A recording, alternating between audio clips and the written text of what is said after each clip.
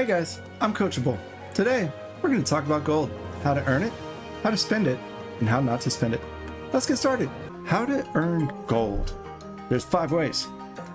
There's daily offers, there's PvE heroics, there's PvP, there's Arclight surges, and there's your collection level.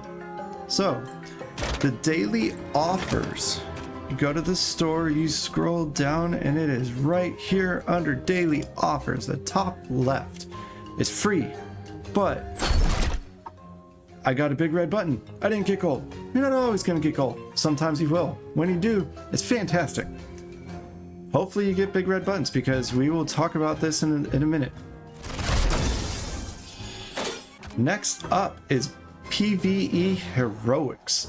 So if you're right in the middle of heroics like I am, any boss you complete or any boss you battle, any boss you beat awards you 300 gold. So per region you get 5 bosses, and that's going to be 1500 gold you could get for that specific region.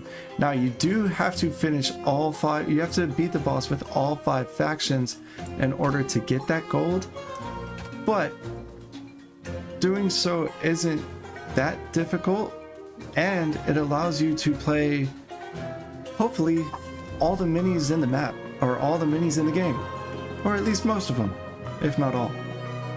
Anyway, it's not bad, guys. That's what I'm trying to get at. It's not bad. It's not a bad thing. The next way is PvP. So with PvP, generally you're only going to get gold on the last slot once you level up or upgrade to the next level. So right when you get 4,000 gold right here, you get 525 gold. The next stage, when you get to 5,000 XP, you get 600. Then you get a core, and you get more gold. And it keeps going this way right up until you get 10,000. Then it gets into more, or not more rewards, but just better rewards. There is some gold you can still get, but it becomes fewer and far between. The last slot is you get 750 gold, so it's not a substantial amount of gold you can get, but it does help.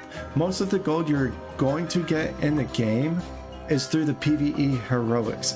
Once you finish that, it's just becomes you get gold here and there. The next way to get gold is Arclight surges. These offer you, if you buy the booster, it offers you 20% more gold, and that's what I did. So I get 60 gold per boss that you get. So for this whole region, you can, if you buy the booster, you can get 300 gold. And the last level, or the last way to get gold, is the collection level.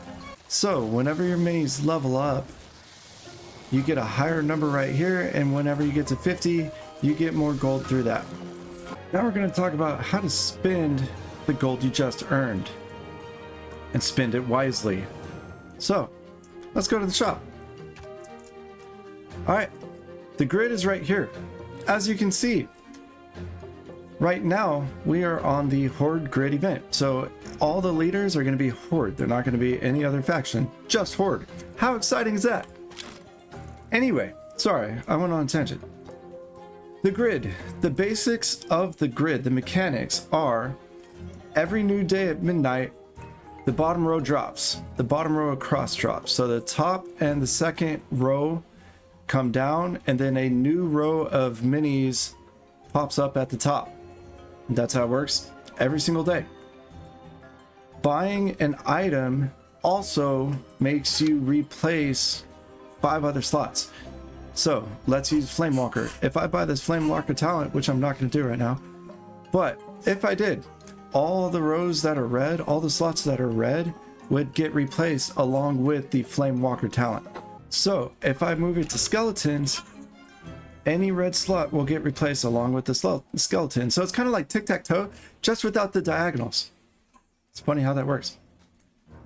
The next is, if you click this button right here, which I'm not going to do because that's not a wise way to spend gold, but If I wanted to move this for any other reason, I could just click move and then pretty much move it where you want.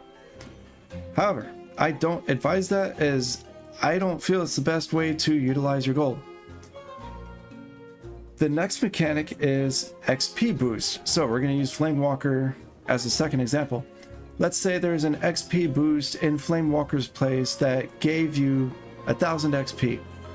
If I went down here and I bought Bloodhoof's upgrade, he would also get the 1000 XP.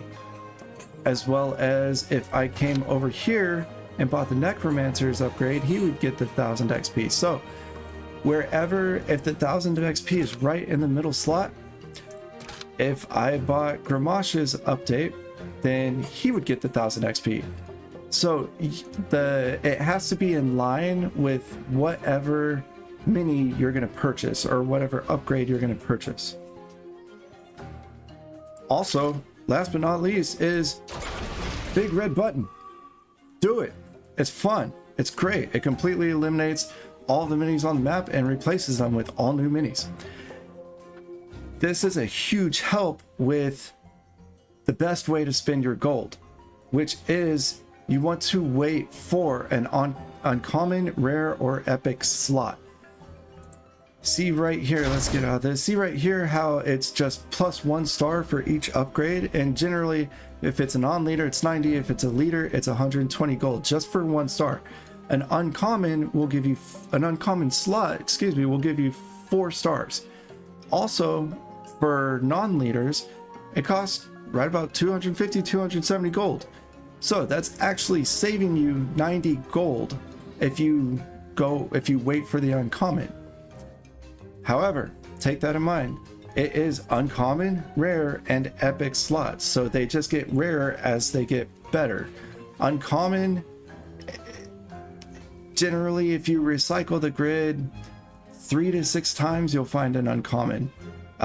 Take that with a grain of salt because it's different for everybody. If you get lucky it'll be 3 times, 4 times. If not, it could be 10. It just depends on your game mechanics. I know this takes longer to level your minis, but it saves gold. So you just have to, priorities. It's all about priorities. You want to avoid buying tomes right here. These are just XP boosts, and really just play the game for the XP. You don't want to spend gold on XP when you can get XP for free. Yes, it might take a while, but that's where this game is a grind. And if you want to pay for it, if you're pay to play, that's perfectly fine. You'll get things a lot quicker. I personally don't pay that much. I paid for the boost, so I get 20 extra gold as well as or 20% extra gold, as well as I think 20% extra XP, but that's just me. So avoid, if you're free to play, don't worry about spending gold on the tombs. Also, you don't want to buy talents you don't like. Let's use Flamewalker since he's up here. Thanks for letting me demo you, Flamewalker. Damaging enemies dazes them. Me personally, I wouldn't use that, so I'm not going to buy the talent. I'm going to wait to recycle until a new talent from Flamewalker comes up. And if I like it, I'll get it.